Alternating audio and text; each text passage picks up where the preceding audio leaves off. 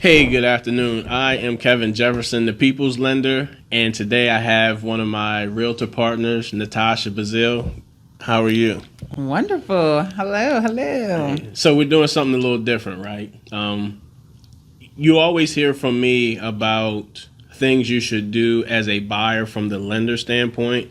I wanted to ask Natasha a few questions pertaining to things that a buyer can do to prepare for their buyer's consultation with a real estate agent. Okay. So, Natasha, if someone wanted to sit down with you and have a buyer's consultation, what are some things that they need to have prepared for you in advance?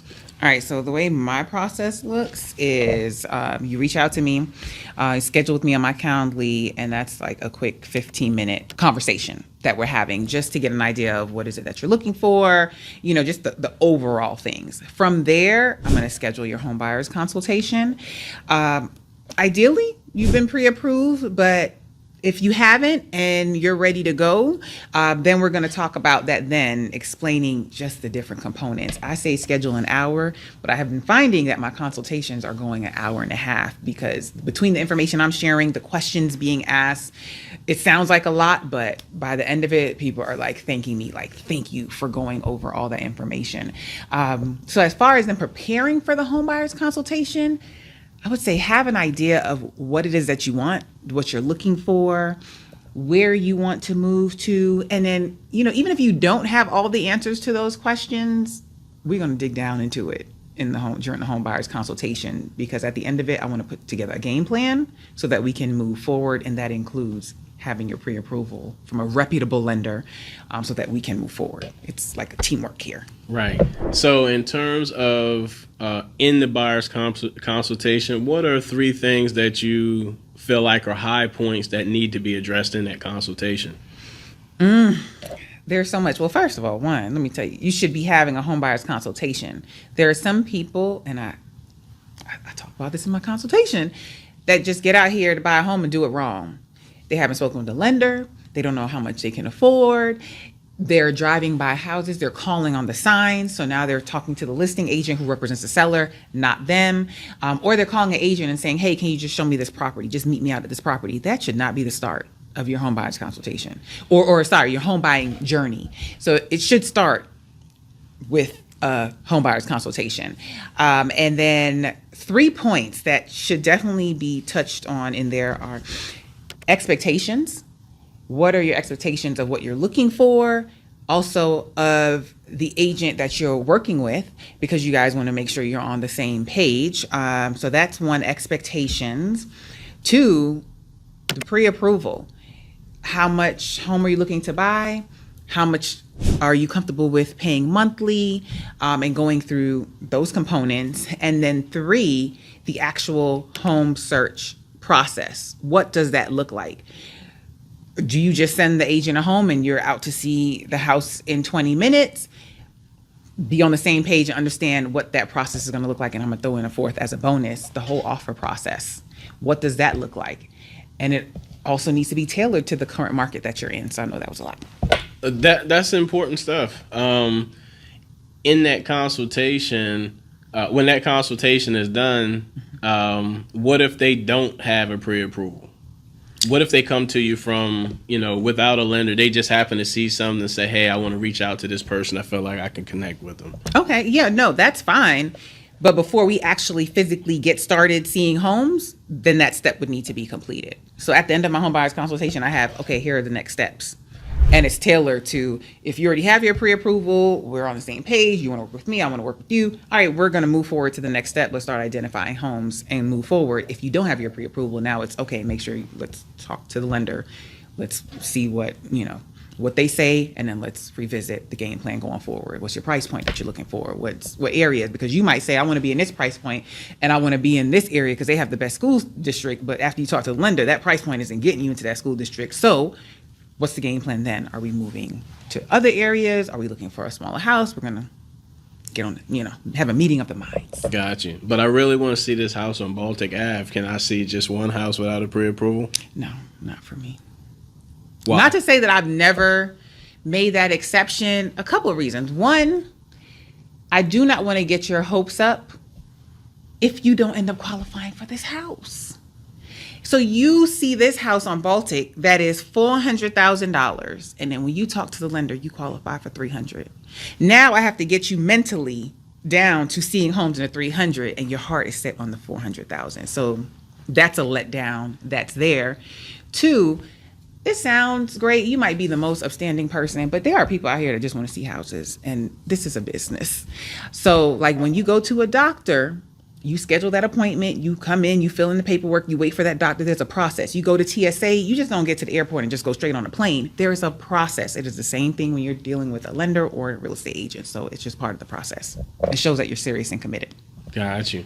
What are, in your opinion, when you say the person should be prepared also, besides the pre-approval, and have expectations, who looks for the houses? Do I find them on Zillow, or do you set me up? Like, do I go ride around and see houses? Like, what's that process look like? So, great question. And it depends on the agent and, what you guys establish. So, for example, I set my clients up on a search. There are some, but I also tell them, hey, if you see something outside of my search, send it to me. There are some agents that only want you to look at what I send you on this search. So you just have to understand that process, what their process is. But then also, if you're not clear on where you want to be, I'm fine with you driving around. Go to different areas. Go check out. You can go to open house, but make sure that you tell them you have an agent, that you are represented by an agent. You can go to a model home. Some most are welcoming, but some are like, if your agent isn't with you on the first one, don't come in here. So we need to establish that and make sure we're all clear, because I'm committing to work with you as a client. You're committing to work with me. So we just want to be on the same page. That makes sense. And then also, something else. I've heard people say, well, they weren't satisfied with their agent. I'm like, why? They was like, well, I found the house. That can happen. Doesn't mean that everything that your agent did is negated. You just happen to find that particular house, but your agent has still been doing their duties. Now, if they're not doing anything and they're not sending you anything, showing any that's something totally different. But that's why you have to be on the same page and discuss those expectations up front. Got you. Can a buyer work with multiple agents at the same time? Can they? Or should they? Yes, you can. Should you? No. Oh, I heard this nugget. I'm going to share it with you. In the dating world, right? They say nowadays, well, we're both married, so we're not in that world. But I've heard that you have to ask them, like, okay, are you seeing anybody? And they're like, well, no, I'm not. Or are you committed or whatever? And they're like, no, I'm not. Now you have to go a step further and ask, is there anybody that thinks they're committed or seeing you? We have to do the same thing in this industry. So are you working with another agent? No, I'm not. Is there any agent that thinks that they're working with you? Because you might have talked to several agents, another agent. They may have showed you one house. They may have, and that can muddy the water or get things confused. You may have signed a document. You may not have, but we just want to be very clear. One agent is going to get paid when you close on that house. So you want to be very clear that that's the agent that you are working with, and you don't want to waste people's time. Be respectful as well. Right, for sure. So if I go to, let's say I ride past a property and I see the person's name in the yard and I call them, can I use them as my agent? And if so, will I get a discount for using them as an agent? Okay. If you've already committed to working with a realtor, you should not be calling a sign on the yard. That is the listing agent. They are representing the seller. They cannot represent you and the seller, the buyer and the seller, 100% the same way, right? They can't have the same commitment to each party. And then it depends on what state you're in, right? So in Georgia, with my brokerage, I can represent a seller as a client, seller as a client if I'm a listing agent. And if a buyer comes to me and says, I want to put in a contract, I can represent you as a customer. I can only do administrative duties. I can only fill out the paperwork. I cannot tell you, oh, I know that this is what the seller is willing to take. I can't tell you, like, I know this needs to be repaired. I'm just throwing that out there. That might not be one. But I can't tell you the personal things because that's my client. I'm just filling out paperwork for. So you want to have somebody that's representing you as a client and looking out for your best interests. So you can call the sign of the art. It's not in your best advantage. And will you get a discount? No. That's like going to new construction and saying, because I heard this, I don't need an agent. I'll just say, I don't even know why they don't use an agent, but they think I'll just use the on-site agent. The on-site agent represents the builder.